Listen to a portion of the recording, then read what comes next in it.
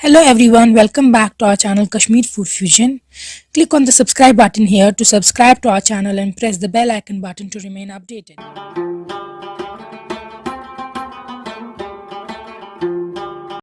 आज हम आपको सिखाएंगे आप घर पे दूध वगैरह कैसे बना सकते हैं। ये इन अ वे ट्रेडिशनल कश्मीरी खीर है, लेकिन ये नमकीन होती है टेस्ट में, इसमें चीनी का इस्तेमाल नहीं होता है। आप रेसिपी ज़रूर घर पे ट्राई कीजिएगा, आई एम श्योर आपको बहुत पसंद आएगी ये, और वीडियो एंड तक देखिएगा।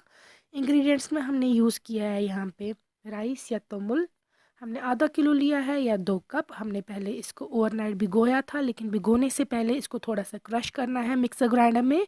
क्रश करने के बाद इसको पानी में भिगो के रखना है, तो भिगोना ज़रूरी है, उसके बगैर ये नहीं बनेगा।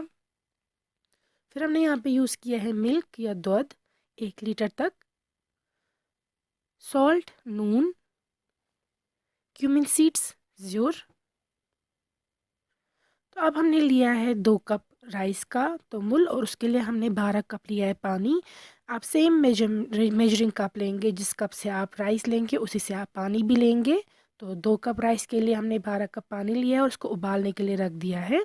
जब तक वो उबल रहा है, हमने यहाँ पे दूध लिया है एक पैन में और उसको भी हम उबालेंगे।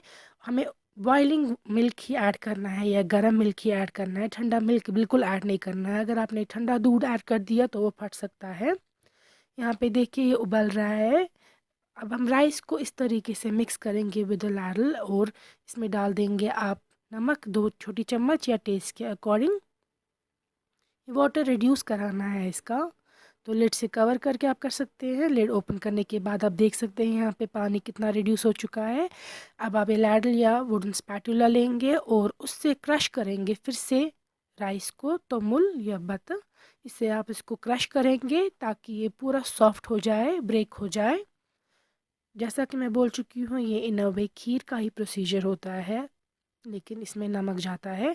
अब हम इसमें गर्म दूध ऐड कर रहे हैं। पहले मैं हल्का सा दूध ऐड कर रही हूँ और वो मिक्स करेंगे, और उसके बाद सारा जो हमने 1 लीटर दूध लिया था वो इसमें हम ऐड कर देंगे और वो एब्जॉर्ब करा देंगे। आप डरिएगा नहीं, अगर दूध ज़्यादा भी आपको लगने लगेगा, ज़्यादा दूध भी बेटर है, क्योंकि उससे ये और सॉफ्ट हो जाएगा और टेस्टी हो जाएगा।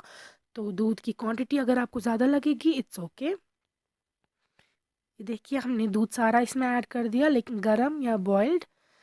तो फिर दूध ऐड करने के बाद हम इसको फिर से मिक्स करेंगे, और जब तक इसमें पहला उबाला आएगा, फर्स्ट बॉयल आएगा, तब तक आपको बर्नर रखना है हाई फ्लेम पे। हाई फ्लेम पे ही इसको पहले उबाल तक आपको मिक्स करते जाना है, और उसके बाद जब ये बॉयल आ जाएगा पहला, फिर आपको इसको लो फ्लेम पे सिम पे कुक करना है चावल को, जब तक वो पूरा सॉफ्ट हो जाएगा। जिस तरीके से चावल सॉफ्ट होते हैं, वैसे ही इसके दाने पूरे सॉफ्ट होने चाहिए। यहाँ पे आप देख सकते हैं ये उबल रहा है दूध इसमें। अब हम यहाँ पे और सॉल्ट एडजस्ट कर सकते हैं।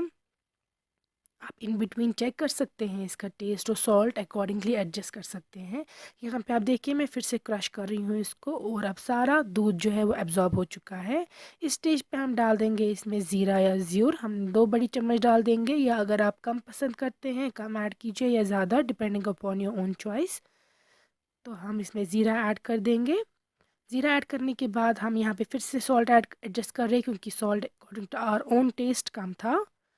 सो आफ्टर एडिंग द सॉल्ट हम इसको फिर से मिक्स करेंगे, और आपका दूध वगैरह तैयार है।